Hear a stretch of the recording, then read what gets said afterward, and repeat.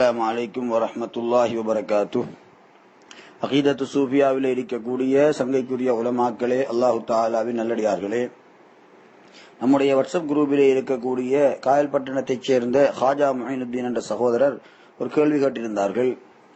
பௌதுநாயகம் Mohideen Abdul Qadir Jilani கத்தஸல்லாஹு சிர்ரஹுல் Aziz அவர்களுடைய வரலாற்றில் அவர்கள் ஒரு நாள் தொழுகை நடாத்துகின்ற போது ஸிராத்தல்லதீன அன்அம்து அலைஹிம் என்று ஓதியதாகவும், முரீதீன்கள் தொழுகை முடிந்த பின்னர் கேட்டபோது நான் மீண்டும் தொழுகையை நடாத்துகின்றேன், மீண்டும் தொழுகையிலே அவ்வாறு ஓதினால் என்னை வெட்டிவிடுங்கள் என்று அவர்கள் சொன்னதாகவும், மீண்டும் தொழுகை நடாத்திய போது அவ்வாறே அவர்கள் ஓத முரீதீன்கள் வெட்டிய போது அவர்கள் வெட்டப்படவில்லை, எனவே அல்லாஹ் சுப்ஹானஹு வ தஆலா அவர்களிலே இறங்கி இருந்தானா என்று கேட்கின்றார்கள்.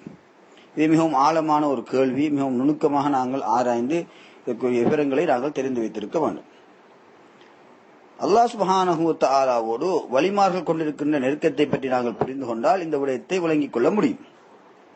பெருமானார் ஸல்லல்லாஹு அலைஹி வஸல்லம் அவர்கள் இந்த விடயத்தை புகாரியிலே வரக்கூடிய ஒரு ஹதீஸின் மூலம் சுட்டிக்காட்டுகின்றார்கள். மா தகர்ரப இலைய அப்தி பிஷைஇன் அஹப்ப இலைய மிம்ம ஃப்தரல்துஹு அலைஹி, என்னுடைய அடியான் என் பக்கம் ஃபர்லான வணக்கங்களை கொண்டு அவன் நெருங்கிக் கொண்டிருக்கின்றான். அதே போல வமா யஸாலு அப்தி யதகர்ரபு இலைய பின்னவாஃபிலி, நஃப்லான வணக்கங்களை கொண்டும் அவன் என் பக்கம் நெருங்குகின்றான். ஹத்தா உஹிப்பஹு, நான் அவனை விரும்புகின்ற வரை அவன் நெருங்கிக் கொண்டே இருக்கின்றான். வைதா அஹப்பப்துஹு, நான் அவனை விரும்பிவிட்டால் குந்து ஸம்அஹு அல்லதி யஸ்மஉ பிஹி, அவன் கேட்கும் கேள்வியாக நான் ஆகுகின்றேன். வ பஸரஹு அல்லதி யுப்ஸிரு பிஹி, அவன் பார்க்கும் பார்வையாக நான் ஆகுகின்றேன். வ யதஹு அல்லதி யப்திஷு பிஹா, அவன் பிடிக்கும் கரமாக நான் ஆகுகின்றேன். வ ரிஜ்லஹு அல்லதி யம்ஷி பிஹா, அவன் நடக்கும் காலாக நான் ஆகுகின்றேன் என்று அல்லாஹ் சுப்ஹானஹு வ தஆலா சொல்லக்கூடிய இந்த விஷயத்தை நபியுல்லாஹி ஸல்லல்லாஹு அலைஹி வஸல்லம் அவர்கள் சொல்லி காட்டுகின்றார். இந்த ஹதீஸில் அடியானுக்கும் அல்லாஹ்வுக்கும் இடையிலே ஏற்படக்கூடிய நெருக்கத்தை பற்றியும், அந்த நெருக்கத்தின் பின்னர் அல்லாஹ் சுப்ஹானஹு வ தஆலா அடியானுக்கு வழங்கக்கூடிய சன்மானத்தை பற்றியும் சொல்லப்படுகின்றது. எனவே இங்கு நெருக்கம் பற்றி நாங்கள் முதலில் புரிந்து வைத்திருக்க வேண்டும். அல்லாஹ்வுக்கும் அடியானுக்கும் இடையில் உள்ள நெருக்கம், ஒரு அடியான் அல்லாஹ்வை நெருங்குவதென்றால் இது இடத்தை பொறுத்துள்ள நெருக்கமா அல்லது கருத்தை பொறுத்துள்ள நெருக்கமா என்பதை முதலில் நாங்கள் சிந்திக்க வேண்டும். இடத்தை பொறுத்துள்ள நெருக்கம் என்று நாங்கள் பார்க்கின்ற போது அல்லாஹ் சுப்ஹானஹு வ தஆலா ஒரு இடத்தில் அவன் இருக்க வேண்டும். அந்த இடத்திற்கு நாங்கள் அவனை தேடி நெருங்கி நாங்கள் செல்ல வேண்டும். இதுதான் இடத்தை பொறுத்த நெருக்கம் என்று சொல்லப்படுகின்றது. இது அல்லாஹ் சுப்ஹானஹு வ தஆலாவுடைய தன்மைகளுக்கு இது முற்றிலும் மாறான ஒரு விடயம். காரணம் என்ன? அல்லாஹ் சுப்ஹானஹு வ தஆலா அவன் இடத்தை கொண்டு கட்டுப்படுத்தப்பட்டவன் அல்ல.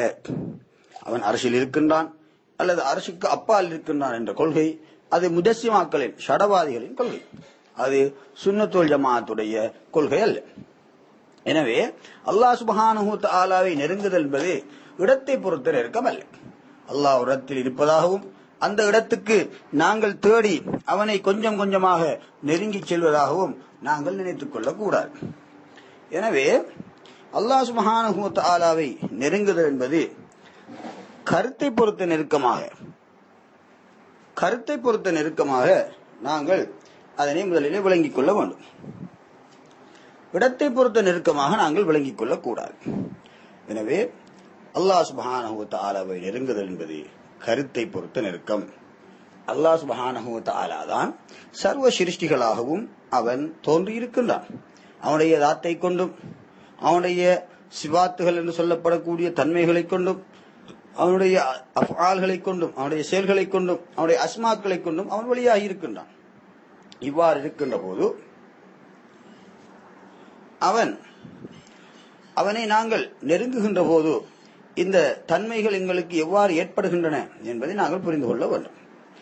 அல்லாஹ் சுப்ஹானஹு வ தஆலா இந்த சிருஷ்டிகளாக அவன் வெளியாகி இருந்தாலும் அவனுடைய தன்மைகள் கட்டுப்பாடான அடிப்படையிலேயே எங்களில் பிரதிபலிக்கின்றது. நாங்கள் கேட்கக்கூடிய கேள்வி கட்டுப்பாடுடைய கேள்வி. எங்களால் ஒரு கட்டுப்பாடான தூரத்தில் உள்ள விடயங்களை மாத்திரமே கேட்க முடியும்.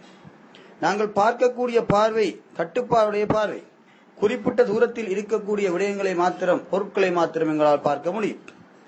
திரைக்கப்பால் இருக்கக்கூடிய பொருட்களை பார்க்க முடியாது. பின்னால் இருக்கக்கூடிய பொருட்களை எங்களால் பார்க்க முடியாது. எனவே நாங்கள் கட்டுப்பாடுடைய தன்மையுடையவர்களாக இருக்கின்றோம்.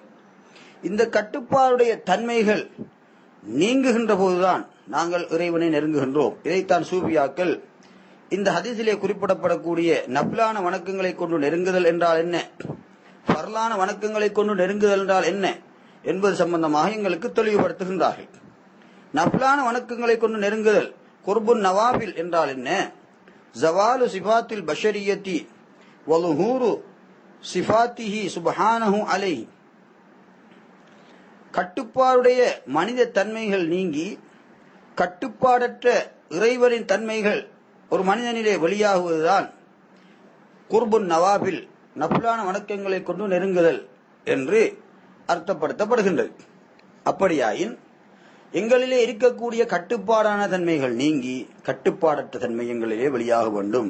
இது குர்புன் நவாபில், அதாவது நஃபிலான வணக்கங்களை கொண்டு நெருங்குதல். உதாரணமாக, நாங்கள் ஒரு குறிப்பிட்ட தூரத்தில் இருக்கக்கூடிய ஒரு பொருளை மாத்திரம்தான் எங்களால் பார்க்க முடியும், அல்லது திரை இல்லாமல் நேரே இருக்கக்கூடிய பொருளை மாத்திரம்தான் எங்களால் பார்க்க முடியும். வெகு தூரத்தில் உள்ள ஒரு பொருளை எங்களால் பார்க்க முடியாது. காத்தான்குடியிலே இருந்து கொண்டு ஒரு மனிதன் அமெரிக்காவிலே இருக்கக்கூடிய ஒரு பொருளை நேரடியாக பார்க்க முடியாது. இது கட்டுப்பாடுடைய பார்வை. அல்லது ஒரு மனிதன் ஒரு அறையிலே இருந்து கொண்டு அந்த அறையை பூட்டிக்கொண்டு அந்த அறைக்கு வெளியிலே இருக்கக்கூடிய ஒரு பொருளை அவனால் பார்க்க முடியாது. காரணம் என்ன? அவன் திரையினால் மட்டுப்படுத்தப்பட்டவனாக இருக்கின்றான், மறைக்கப்பட்டவனாக இருக்கின்றான். எனவே திரைக்கு அப்பால் உள்ள பொருளை அவனால் பார்க்க முடியாது. இது கட்டுப்பாடுடைய மனித தன்மை. இந்த தன்மையிலே தான் அல்லாஹ் சுப்ஹானஹு வ தஆலா மனிதனிலே வெளியாகி இருக்கின்றான்.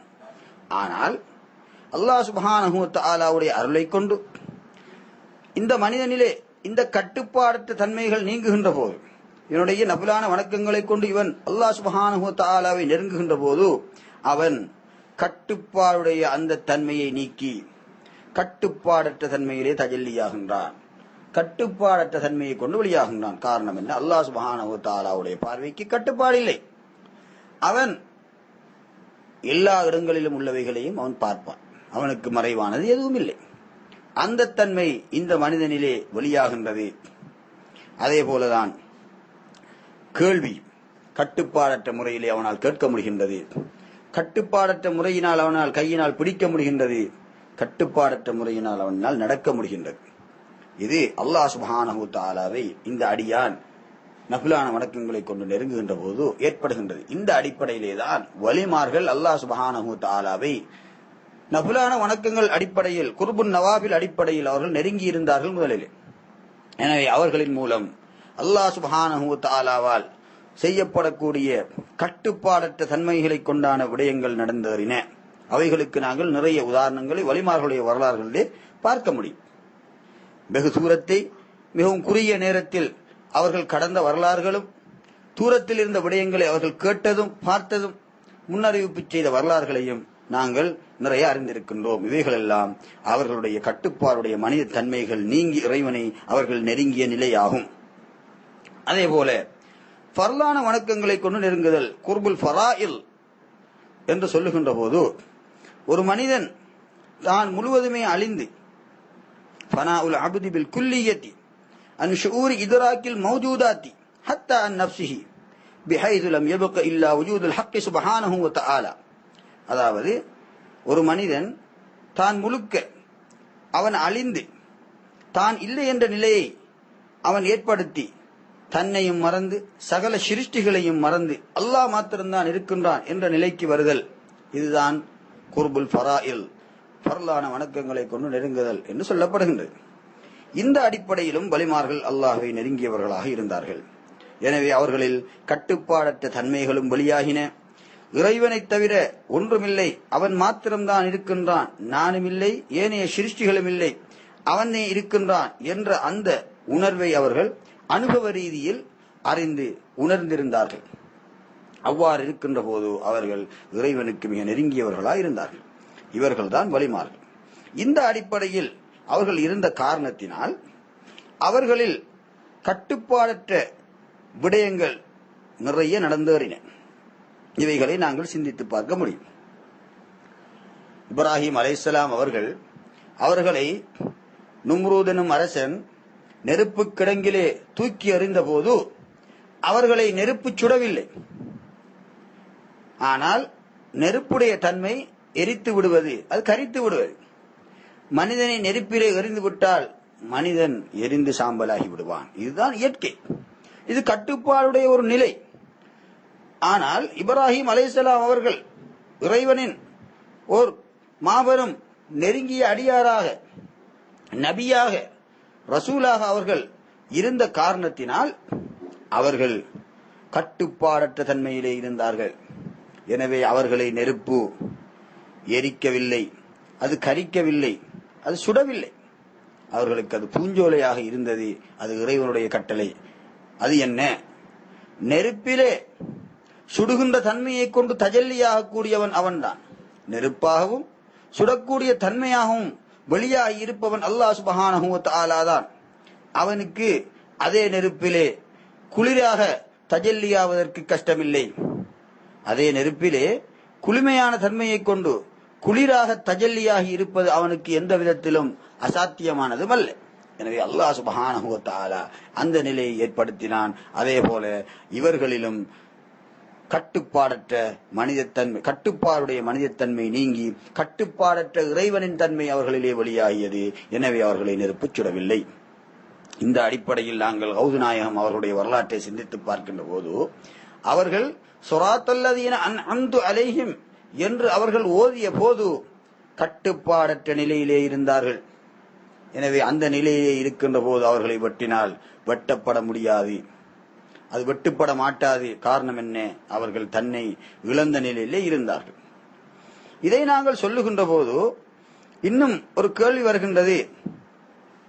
சில சந்தர்ப்பங்களில் வலிமார்களுக்கு வெட்டப்படுகின்ற போது வெட்டப்பட்டிருக்கின்றதே, அவர்கள் கொலை செய்யப்பட்டிருக்கின்றார்களே, அவர்களுக்கு மனித நிலைகள் ஏற்பட்டு அவர்களுக்கு மரணம் ஏற்பட்டிருக்கின்றதே என்ற சிந்தனையும் எங்களுக்கு எழுகின்றது.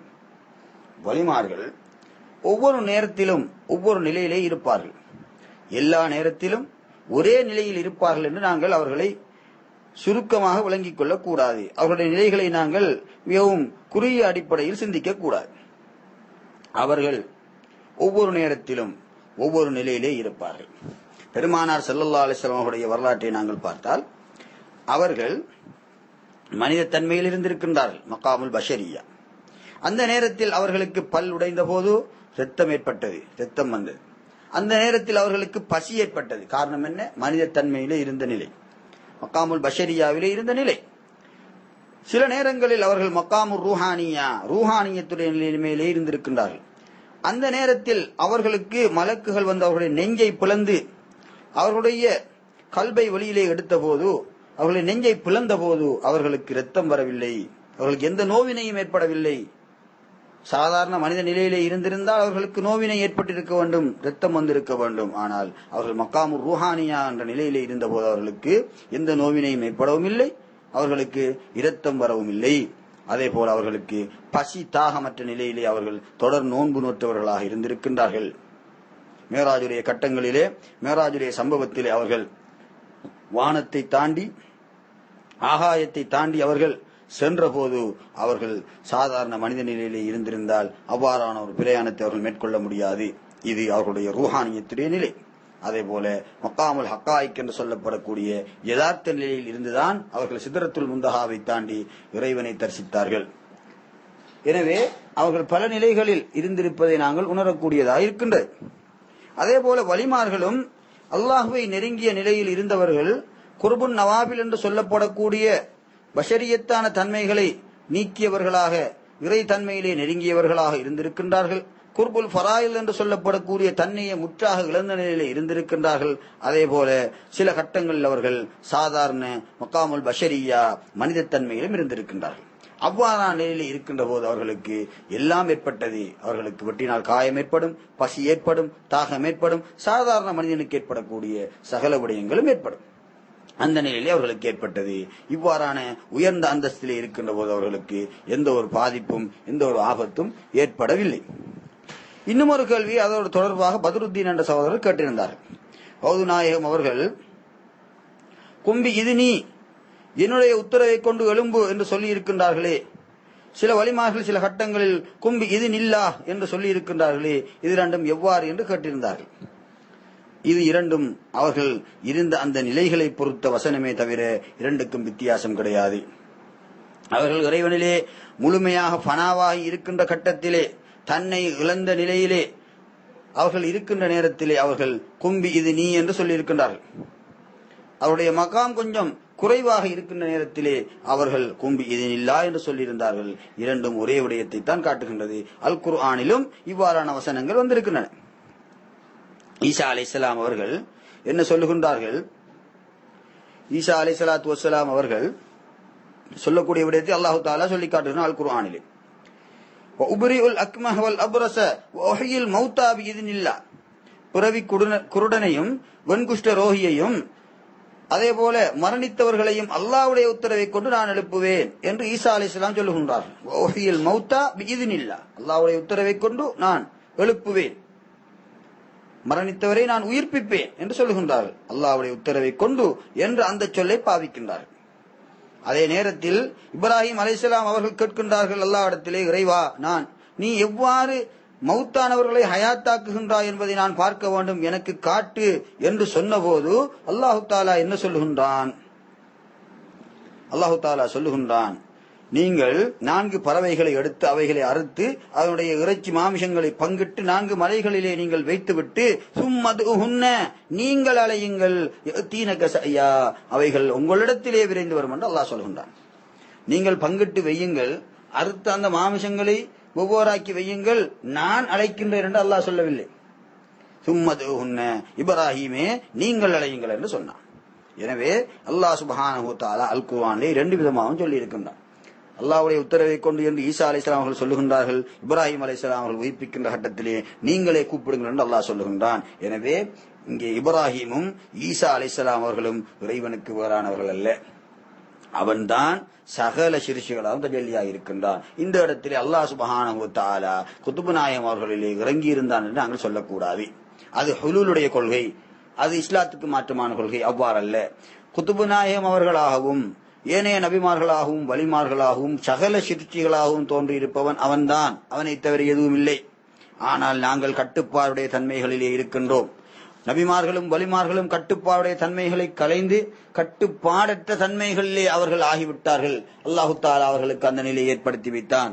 எனவே அவர்களினால் கட்டுப்பாடற்ற இறைவனுடைய செயல்களை ஆற்ற முடிந்தது. அவர்கள் சுயமாக எதையும் செய்யவில்லை, அல்லாஹ்வை கொண்டே செய்தார்கள். அல்லாஹ்வே அவர்களிலே செய்தான். எனவே அல்லாஹு தஆலா என்றொருவன், குதுபு நாயகம் என்று ஒருவர், அவர்களிலே அல்லாஹ் வந்து இறங்கி இருந்தான் என்று நாங்கள் தவறாக விளங்கிக் கொள்ளக் கூடாது என்று நான் கேட்டுக்கொள்கின்றேன். அஸ்ஸலாமு அலைக்கும் வரஹ்மத்துல்லாஹி வபரகாத்துஹு.